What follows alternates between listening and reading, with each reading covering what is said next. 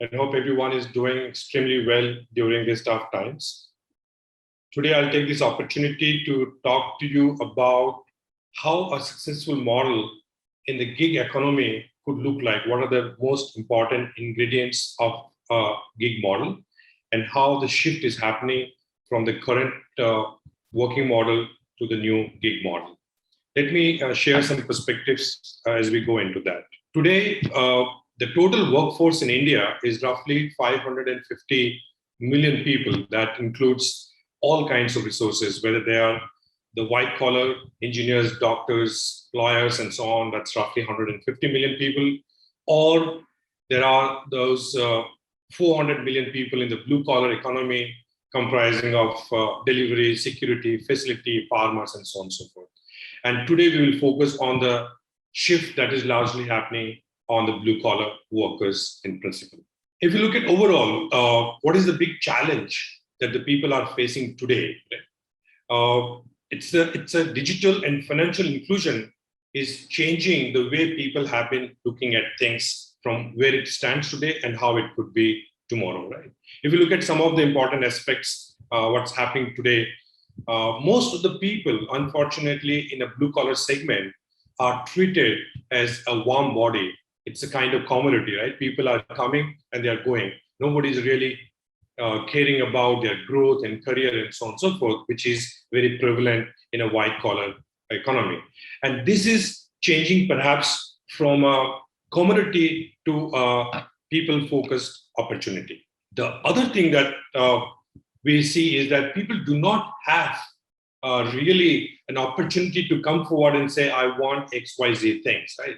They take a job, they work from normally 9 to 5 or 8 to 5 or whatever the working hours are, and then they really just vanish in thin air and nobody really bothers about them. But this is changing. People are becoming aspirational, right? People have access to internet. They have access to things like TikTok or Facebook or YouTube. They know what's happening around us, and people are becoming aspirational. How that aspirational can be met? Perhaps by upskilling them, creating newer opportunities, showing a career growth, and so on and so forth. So that's the change that we see from today's world to the future world that we predict for ourselves. People will come forward and say, I want to do this job, or I want to do that job, and so on and so forth. That's a dramatic shift that is happening from where we are today to where we would be tomorrow. Now, what is also interesting is that all this change is driven largely because of the technology, right? It is not because things were as it was, let's say, 5 years back or 10 years back. People had no clue or no access to information, which is changing. And we believe this shift from non-gig to gig economy will be largely driven by the technology as well. There will be platforms. We have seen many, whether this is cab hailing or on-demand services, but there will be platform which will aggregate services and smartly match things which will help people on both sides. So that's a change that we are seeing, and this is going to be perhaps expedited because of the pandemic, which we are all going through, unfortunately. Now, what I mentioned was that in past, if you look at the two white boxes, right, it's employee and organization, and that is where the match was happening. But we are in a new era today, right? The new era is basically, from an individual point of view, is talking about opportunity, as I mentioned. It is talking about access. It is talking about inclusion, right? If you look at the world today in India, in white collar, around 70% of the people have access to credit today. But in blue collar, it is around 1% only. In any development country, if you go, this could be around 85% or so. So people are looking for that change as well, right? And all these things are clubbed together with those 4 specific things that we talk about, or driven by those things. That's access, opportunity, inclusion. Everybody wants to be part of the bigger economy, bigger system, and technology will play a major role. And at the center of the gravity would be this new economy called gig economy, which will ensure both employee and organizations are getting benefited from this process. If we look further down, what is actually changing in more detail? If you look at certain parameters that I have defined as we call it the key driving forces in terms of how the world is changing. So if you look at, first of all, the unit of work, right? Typically, the unit of work in today's world is in large part of the organizations is from a day work, or it's a monthly salary that I get, right? I come in the morning, go in the evening, and I get paid at the end of the month based on whatever my salary is. I get some leaves and so on. But this is changing from my monthly work or monthly or yearly engagement with a particular employer to a task-based freelancer model, right? Where I actually get to work when I want to. Look at a cab driver. The cab driver could be working 12 hours from morning 4 o'clock till evening 4 o'clock, or could be working only 6 hours, or might not be working on 2 or 3 days because the person has personal requirements, individual needs, right? So this gives them the way they can define their work, might be by task, might be by the hour, or it could be whenever they want to do. So this is changing from the way monthly wages to hourly task-based wages. We see this happening very frequently in delivery. If you look at food delivery, you look at cab, you look at on-demand services, the beautician coming to your house is coming through a platform like Urban Company and doing the job and getting paid for the job that they have done. Interestingly, this was there for ages in the industry, right? Or in the country. If you look at domestic help, for example, they have been doing the similar thing. They come to somebody's house, work for a couple of hours or an hour, and then continue to work in some other house, or just don't do it whenever they wish to. But this was not organized. What we are talking about is that the shift is happening from the organized monthly work to an organized task-based or hourly work. That's a huge shift. The second thing which is changing is the flexibility, which I already talked about briefly, right?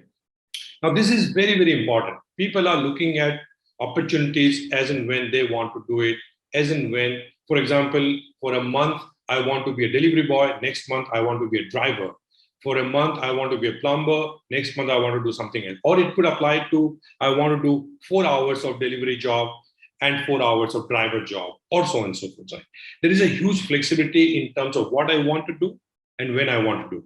This is a huge shift in the job landscape that we are seeing today, right? And this is one of the biggest driver of gig economy as well. So any platform that we build on has to ensure that the kind of flexibility that individuals would need is provided. They can do whenever they want to do. Pandemic has created that even higher, because organizations are saying that I need people, I have a demand only on a weekend. So I need resources only on, let's say, Friday or Saturday. Or I need, when the lockdown is going down, I need people. When the lockdown is there, I don't need the people. So the flexibility is not only driven by the individual needs, it's also driven by the organization needs. The other important thing is earning potential, right? We have heard stories of a cab driver earning 50,000, 60,000 rupees a month, or a delivery boy earning 30, 40,000 a month. This was not possible in past, right? In past, it was a fixed earning per month. Fortunately, the gig environment offers an individual the potential to earn as much as they want to. It's completely driven by the demand and the potential the individual would like to work on, right? Now, this also drives the skilling and upskilling. There might be people who are doing part of the job for 4 hours or 8 hours or whatever, and they want to do part-time certain jobs as well. The other thing that we are seeing is a change in benefits as well. Typically, the old economy, the old models are offering certain benefits to people. But if you look at the way the new policies are coming up, the way government is defining how the labor laws might be even for gig workers, I think there will be a huge shift from where we are today to where we would be there in 3 years from now. And that will also create more opportunities for people, or more leverage for people to get into a gig economy. One of the fears that people live with is that if I take a gig economy, will I get enough work? And that fear, with the benefits attached, might be managed far better. So that's another thing that we are seeing from a need perspective. Supply demand mapping of employee platform. I think this is an important aspect when we look at overall elements. The platform that we have to build has to ensure that you create enough demand. If you take an example of, let's say, one of the successful gig platforms in the country is Ola, right? When they started Ola, there were drivers who were coming and they were active for might be 8 hours, 10 hours, or 12 hours in a day, but they might not be getting enough riders every day.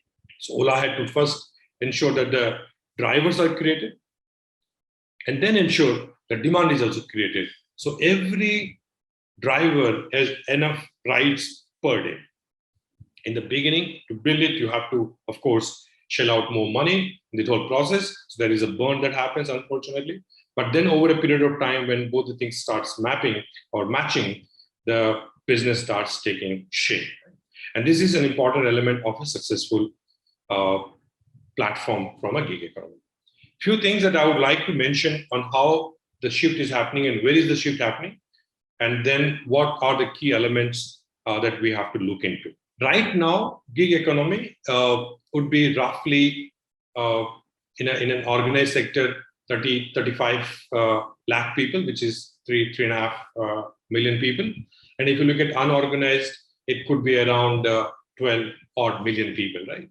Including some of the other domestic help and other things that we talk about. We believe these numbers in a more structured, organized way will move to 90 million people. Right? Now, which are the areas which are driving the growth in these sectors? Right? Skilled and semi-skilled jobs, that could be around 35 odd million people.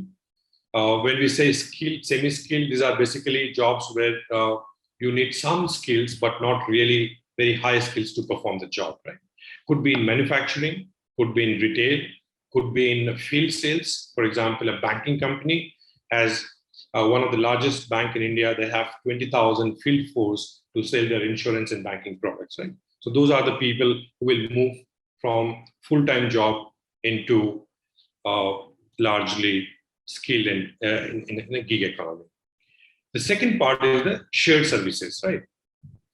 Shared services could be like transportation, which is basically not dedicated to an individual or an organization, but they are there and doing multiple tasks, like a beautician, like a cab, like a plumbing service, and so on. Right? And we believe that most of these jobs will start moving into platform in a gig model going forward. Right? And this basically brings more flexibility to every party involved. That number could be as high as 5 million people going forward. Unskilled jobs would be the largest share of the pie in our view, approximately 37 million people. And this is a very interesting area. This is a fragmented industry completely today. People struggle to find the right opportunity. They do not even know where the right opportunities are. On the other side, people who want to hire them and employ them, they also don't know where the right people are. And this becomes, while this is a fragmented and a huge problem, this also becomes one of the biggest opportunity for people who wants to drive in a gig economy model. Right? This could be smaller jobs, cleaning jobs, or security jobs, and so on and so forth. Right? And what we have seen in last 6 years that we are interacting with the blue collar economy, and we have interacted with more than 1 crore people in last 6 years. People in this sector, they are also looking at not only that they come into gig economy or they have the higher potential to earn, but they're also looking at how do I skill and upskill myself so that I can improve my job band or I perhaps earn more as well. There are people who say that I'm in a job right now, I'm earning 12,000 rupees, but my target is 20,000 rupees. Please help me find that, right? And how that model will evolve with both fixed and part-time jobs, that will be interesting to see going forward. Few of the points that I would like to leave you with, which are very critical from a successful model. Number one is productivity and utilization. Now, on one hand, if you look at from an employer perspective, I want a gig staffer. Let's say I'm in a delivery company, right? And I'm in a food delivery company or a pizza delivery company. And I want my people only for 4 hours a day, but today I'm employing them 8 hours, right? But I give them all the training that is required, customer interaction. I also tell them how to do, what not to do, or what to do, and so on and so forth. So they are very well trained in the process. But when I'm taking people who are part-timers coming from somewhere to do a particular task in a day, how is the productivity going to look like, right? Are the people maintaining the quality aspects of my work? Are they following the code of conduct that I have defined for my company? So that becomes a very important perspective on how do you groom the resources which are applicable for that specific organization, so that your belief in quality, your belief in output goes multifold, right? At the same time, while organization is thinking that way, from an individual point of view, utilization becomes very important. Today, I'm getting paid for 8 hours of day, for 9 hours of day. But tomorrow, if I move into a gig staff, how many hours I will get paid, right? Whether I will get paid for 8 hours because I have work, or might be I'm waiting for a work and I'm only utilizing my 4 hours, or can I do 12 hours of work? So how do we ensure, on one hand, the productivity from an employer is taken care of, on the other hand, the utilization of the individual resources is taken care of? Until and unless the two things are matching smartly, we will not see success, because people will not come back to the platform again and again. The second important thing is the reliability and assurance, right? Now, let's say I'm going into a platform and request for a plumber or a cleaner for my house, right? Now, the plumber comes, does the job, and goes back, right?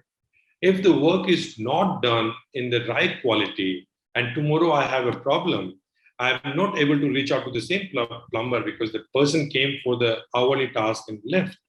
But how responsible the company is who is driving that model? Are they taking accountability for that work, the quality output or not? If I am looking for that output, am I getting it or not? That's one aspect of it, right? The second aspect is, from a reliability perspective, people would say that I need 100 people on my gig staff, and people have registered on the platform and they say they will come. Take a cab example, right? The cab guy says that that I will come to your place in 5 minutes. But if the guy does not come for next half an hour or 1 hour, or does not turn up at all, then you do not trust the system anymore, right? So reliability is one, from a consumer point of view, the output and the quality, and from an employer point of view, the resource availability, right? Those are the two things that becomes very, very critical as part of the platform. How do you build that in the technology? How do you build that in a process? What are your checks and balances? What is your promise to delivery or your promise to quality, right? That becomes a very important aspect in this process as well. Learning and earning, as I mentioned already, this is a very, very important aspect. Any platform that comes as a gig has to continuously help people learn and learn and learn more. If you are not helping people to learn more, you look at an example of urban company, right?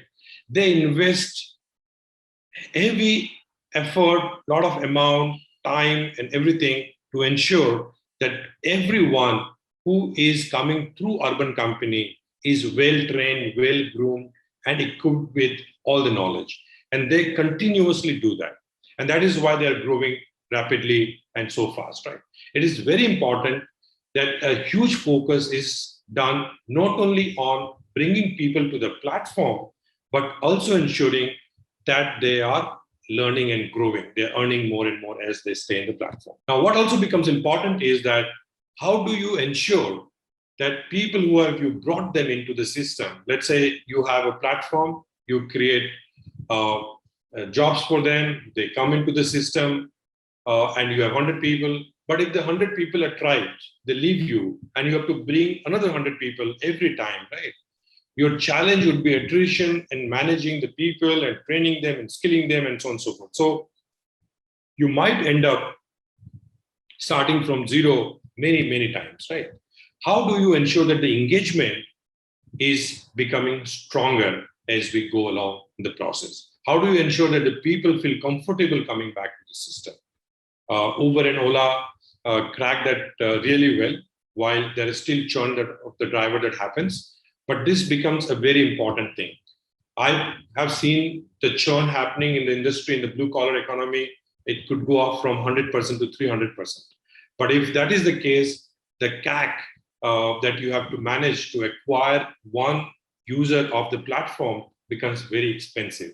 And in the long run, this does not become sustainable, right? So we have to ensure the engagement with the user is there, they continue to stay in the system, and you continue to create value for them. And of course, people-related policies and so on that we spoke about, that becomes critical. And I'm sure that as we go along, as the industry is maturing, we will see more and more processes coming forward. We are working with some of the organizations to create, for example, social security or pension scheme for people. The gig economy also needs policies like Provident Fund, ESI, and so on. Betterplace, we are working with multiple organizations to create those kind of policies around pension scheme and so on. But I think this is an important aspect on how the world would mature from a non-gig based labor laws and policies to a gig model based policies as well, for the benefit of everyone. Overall, I think it's an opportunity for all of us to create a model that will benefit the employer, bring more efficiency, more flexibility. Perhaps they can manage their cost much better. On the other hand, for the individual as well, they have a larger opportunity to do what they would like to do. They would have the opportunity to earn more, learn more. They will have the opportunity to do the flexibility in terms of when they want to work. If they have to go back to their village for a month and come back and work, they have that option readily available to them without really struggling to find a new job every time. I personally believe this is the right time for all of us to think in this direction. There are some of the platforms doing really well, but there is a room for many others to come in this fold, right?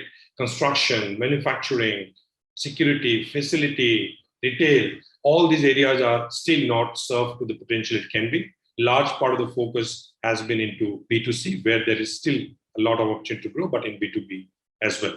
We would love to partner with everybody who comes in this space and jointly drive the mission towards creating or empowering 1 billion people going forward in this direction. Thank you so much. Lovely speaking to all of you. Have a great day.